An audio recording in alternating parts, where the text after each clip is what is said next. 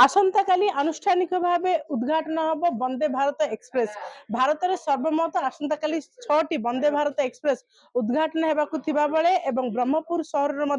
एक वंदे भारत एक्सप्रेस आसंता काली विधिवत भाव चलो और ब्रह्मपुर टाटा को जीव जहाँकि सप्ताह को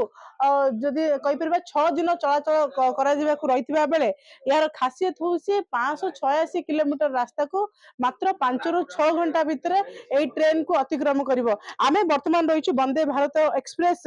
भितर रही जो कि आपको मुझे चित्र देखी ए जो एक्सप्रेस जो ट्रेन रो खासियत होची आपण देखि पारे जो सिटिंग अरेंजमेंट है सिटिंग चेयर गुड़ाक रही तो बहुत यदि आम कहीपर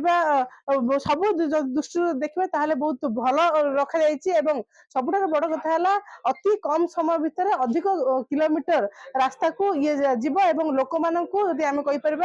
5 ରୁ 6 घंटा भितर 500 ରୁ 600 किलोमीटर रास्ता को अतिक्रम करके नब यदि टोटाल ट्रेन एसी रही सब ट्रेन एसी बगी रही कंफर्टेबल सीट रो व्यवस्था रही लोक मान शोवा खाइबा सब प्रकार ये ट्रेन भितर व्यवस्था रही तो आपको लेकिन आसंता काली जति प्रधानमंत्री नरेंद्र मोदी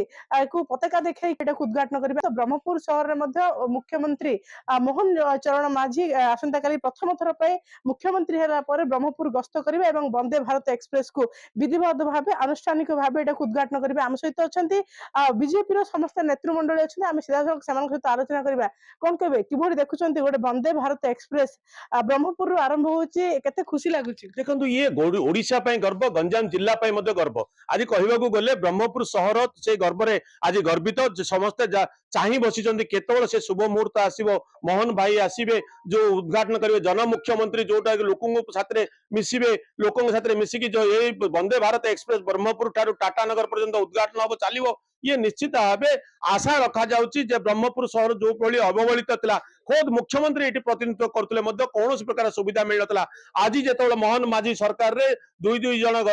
राज्य में मंत्री होती से विभूत जेना हूँ गोकुल मल्लिक हूँ जो प्रकार चेष्टा द्वारा आज ये ब्रह्मपुर सहर रू बाहर वंदे भारत एक्सप्रेस शुभारंभ करने निर्धारण होती से बहु प्रतीक्षित मुहूर्त को समस्ते अपेक्षा कर आशा करुचु ये भली आहरी केते नुआ ट्रेन चलो वाशिंग स्टेशन हम ब्रह्मपुर सहर कलयुगर वृद्धि पाइब। दक्षिण ओडिशार प्राण केन्द्र ब्रह्मपुर ठारू प्रथम थर पर टाटा नगर को गढ़ुची एवं आसंता दिन में एठारू ब्रह्मपुर ठारू मुंबई एवं नुआ दिल्ली को मध्य जीवार प्रस्ताव आम देइचु रेल मंत्री को से मध्य आश्वासना देइचन जे एठारू रेल सीधा सड़क मुंबई एवं नुआ दिल्ली को गढ़ एवं आर डेभलप उन्नतिकरण आमर जगन्नाथपुर ठारे मध्य आउ 2-3टी प्लाटफर्म बढ़े एवं ताकू वाशिंग तार व्यवस्था करा निष्पत्ति निश्चित भाव आउ जन अच्छा प्रतिक्रिया किभଳି देखुछन केते खुशी लागुची वंदे भारत एक्सप्रेस आरंभ ब्रह्मपुर सहर ऐतिहासिक सहर एटा बहुत दिन हबार थिला किंतु आज बीजेपी सरकार आसला पोरे और जनसाधारणकर सुविधा पाई काली केंद्र मंत्री आसी निजे भी अश्विनी वैष्णव रेल मंत्री भी आसवे एवं मुख्यमंत्री भी आसी उद्घाटन करेंगे आगामी दिन में बहुत किछि ट्रेन एवं बहुत किछि